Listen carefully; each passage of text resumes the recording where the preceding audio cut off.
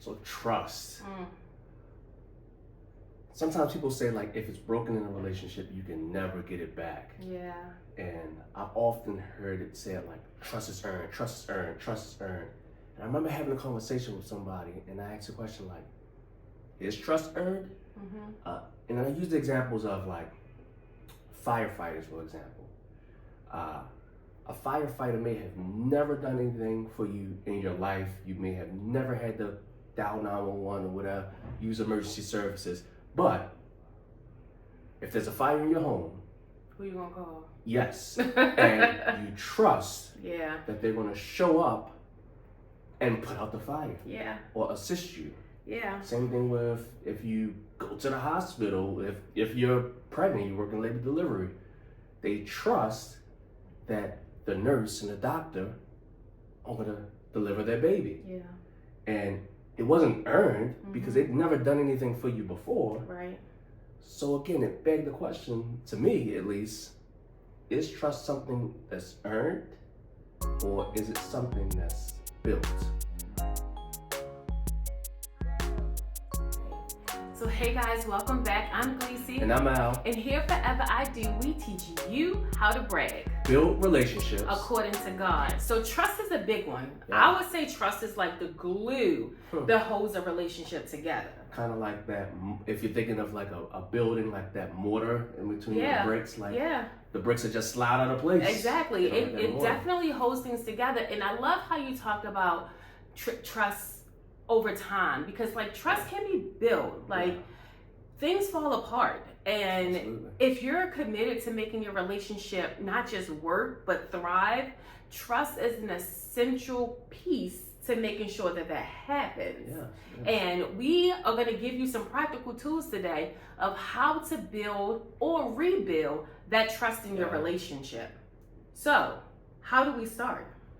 Like, I would always say, like, start small. Yeah. Like, we just were talking about the building analogy. Like, you don't just walk up one day, grab a bunch of bricks, and up goes the building. Right. Like, it starts with a foundation. It starts with you putting layer upon layer until you build what it is that you're trying to build. And it's the same thing with trust in your relationship and your marriage. You have to start small. You can't just say, like, I'm just going to jump into this and give somebody my full trust in that they're going to do all things. Right. But at the same time, you don't want them to feel like it's something that they have to earn from you. Because if they have to earn it from you, it's as if you already have the expectation that they're going to fail you. Yeah. If that makes any sense. Yeah. So if you're starting small, focus on like just being consistent with the small things. So absolutely. I said I was going to call when I got off from work, or I said I was going to call when I got home, or I said that I was going to pick up your dry clean. Start with those things. Like if you can trust me with the small things, it builds on that. Well, last time she said she was going to do it and she did it, I can give her something else. Last time she said she was going to pick up my dry clean and she did it, I can give her something else. So just be consistent with the small things. Yes, and again, it's not as if you're testing the person, but you're relinquishing a certain amount of responsibility to build that trust, as if it's like a snowball. Like you start with a little piece and then you keep adding on, and maybe you lay it on the ground and you roll it until it becomes something bigger that can knock down any challenge in your relationship. So again, like starting with those small things, like just giving a little bit to say like, I remember when they were faithful over the few, the small, so I trust them with the more. Yeah, so like I remember when I wanted to start a garden, right? And I came to you with this idea of starting a garden, and you immediately started like looking around our yard to figure out where we could do the garden, and our first year started and it wasn't the best place to do it. And he was like, okay, you can't do your garden there because it's not going to be as good as it could be. And then we found another area in our yard where we could do a garden, and we went to work. Like the garden has grown. So like I kind of gave you like the idea of what I wanted, and you brought it to life. Yeah, but again, it started small. Yeah. Because we started in a small area. Mm-hmm. We failed. Yeah. So maybe trust wasn't built in that time immediately. It wasn't as if like I was a gardener, so it's not like she automatically had this amount of trust that I could do it. But the reason that she came to me is because she was able to come to me in the past. Yeah. If it was something that needed to be built around a home. Yeah. Oh, we have a newborn on the way. The crib needed to be built. Hey, here you go, babe. Can you put this together? Mm-hmm. It was built, it was done. It was sturdy, it lasted. Can you put together the room? The room was done. It was put together nicely. It was appeasing to the eyes. And because of those previous tasks, the trust was built so that you were comfortable coming to me and say, I want to do a garden. Can you build it? Yeah.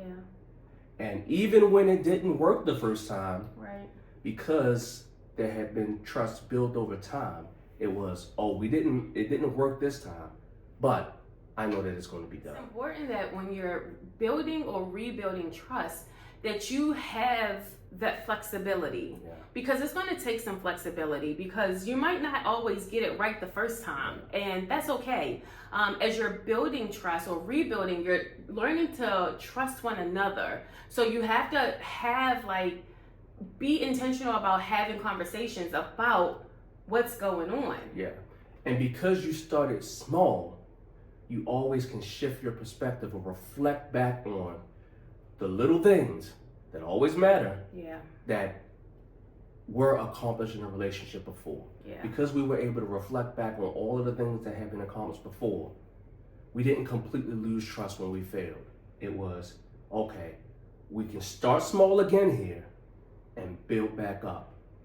And that's what you had to do in trust. Whether it was something that didn't work out, that failed, you don't have to lose complete trust if you keep the proper perspective and say, they didn't fail me here, they didn't fail me there, so that I know that they have it inside of them.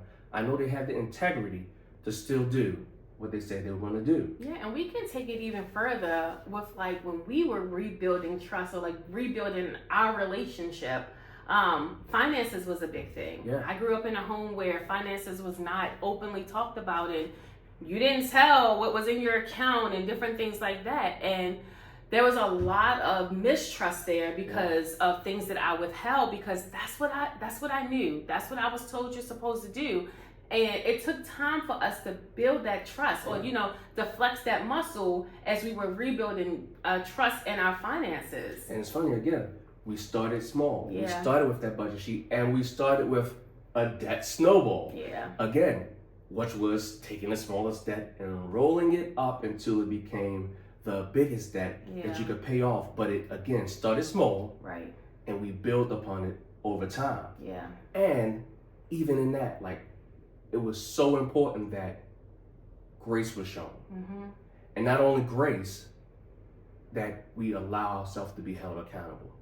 Yeah. When you're building trust or rebuilding trust, you have to give your partner grace, like I said, shifting that perspective. But then you also got to allow yourself to be held accountable so that you can both start again together. Yeah, it's so important. And learning to allow yourself to be held accountable, that I'm hoping that is something that we can teach in our kids, so that when they become adults, it's not as hard, because it is not easy when someone tells you or shows you that what you're doing is not correct and that you need to pivot or you need to do it differently. It is hard sometimes to take that feedback. But one thing that I have learned is that if I don't learn to take that feedback, I will never, ever grow. I can't grow if I can't accept accountability and feedback. And it has to be coupled, though, with that grace. Right. Because if there's no grace on the other end, and you're telling a grown adult, what they've done wrong and how they've torn down your trust or anything like that, and there's no level of grace, they're gonna, in their mind, gonna think I was already raised. My parents or my caregivers already raised me. I don't need you to parent me. I need the same grace that God has given you when you wrong, and now we can work on the accountability piece. and we can work on it together, rather than feeling like you're out on the island and you have to do it all alone. Right. And when you are being held accountable, don't make excuses. I'm an excuse person. Like I can come up for a reason of why I did or why I didn't.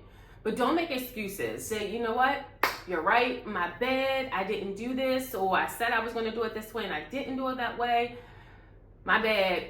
I accept your feedback. Thank you for your feedback. And then work towards making sure that it doesn't happen again. Because if you're like a repeat offender, that's tearing down that trust that you're trying to build. So like, once again, like, do what you say you're going to do. And if you mess up, okay, my bad, I messed up. But make great strides to make sure that it doesn't happen again. Yes. And again, like, I just think of it again as those bricks, that exterior layer, or if you will, like when something doesn't happen how it's supposed to happen, a little bit of mortar may be removed in between those bricks. And while they don't crumble immediately and don't fall on immediately, it gets a little shaky. Yeah. But again, like, you can put the mortar back in. You can rebuild that trust. Right. And when somebody is coming to you humbly and saying, yes, I messed up, it's not your job to say, yeah, you did. Right. You should have did this, and this. Again, that's where grace comes into place. Yeah. And communication is so important.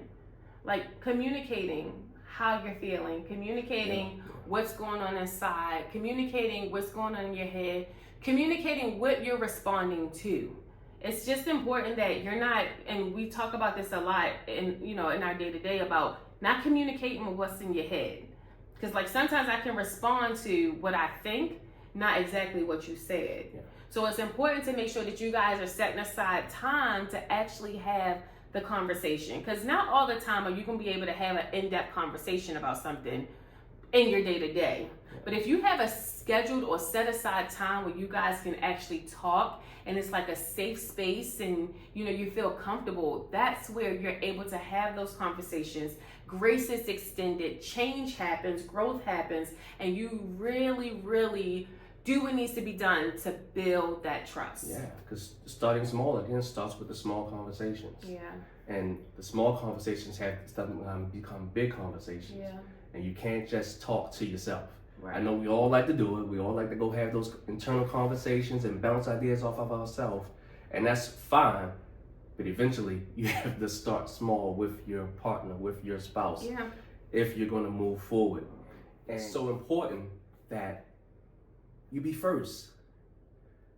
And what does that mean? That means be first to serve. Like, be first to apologize. Be first to do those things so that you can continue to build that trust, so that you can continue to grow in those different areas, so that trust now goes from putting together the child's room to building the garden, to taking care of the finances, to taking care of the home, to taking care of the responsibilities of the home, or I can go on a business trip because I know you got it because you've had it before. Like, all of those things come into place because you started small, you were accountable, you showed grace when it was needed, and therefore that mortar was able to be put back into those bricks, and that foundation could continue to be built so you can build up instead of tearing down.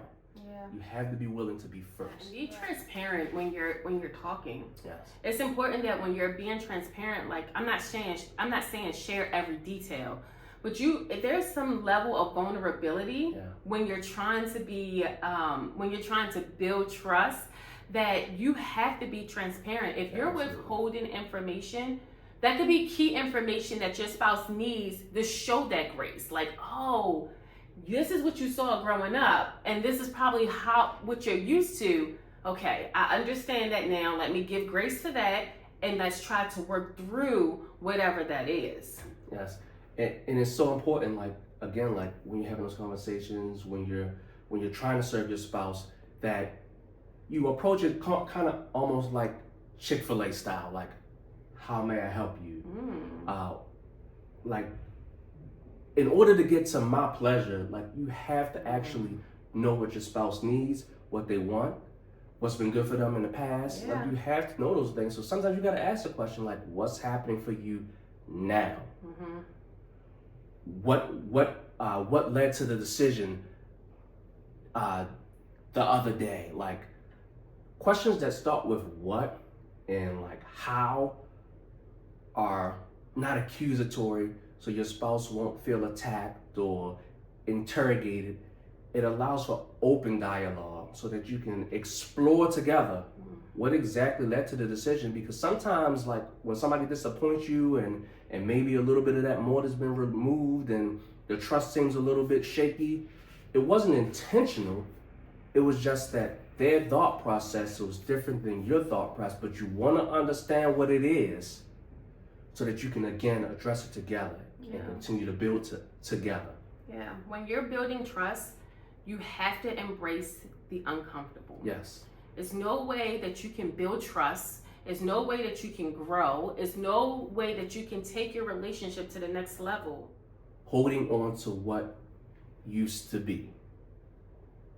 Holding on to, I got here on my own. I'll get out of this on my own. You were put together with your spouse on purpose, for a purpose. It's something in them that will trigger and pull out and extract things in you that you may have known were there or that you didn't know were there that need to be extracted so that you can grow. And it's so important that you have that trust so that you can, again, grow together. The goal is to always move forward together. All right, so let's recap. So the first thing that we're going to do to build or rebuild trust is to start small. Yes. It's important that we start small with the small conversations, with the small tasks. Yeah, being able to be reliable in the small things so that things can grow. The next thing is show grace. Yes, when the trust feels like it's on shaky ground, we're not going to say torn down, on shaky ground, you show grace and you be accountable. Yes, and then the last thing is be first to serve. Yes, it's so important, again, like when you're trying to build that trust, that you're first to give it. Yeah. All right, guys. Thank you so much for joining us. What we want you to do is in the comments, let us know an area that you're going to try to build trust in your relationship or something that you can do to build trust. All right. Go ahead and like this video. Subscribe to our channel. If you haven't already, follow us over on Instagram where we share marriage tips and tricks every single day. And we'll see you guys in our next video. Yes. Brag on it.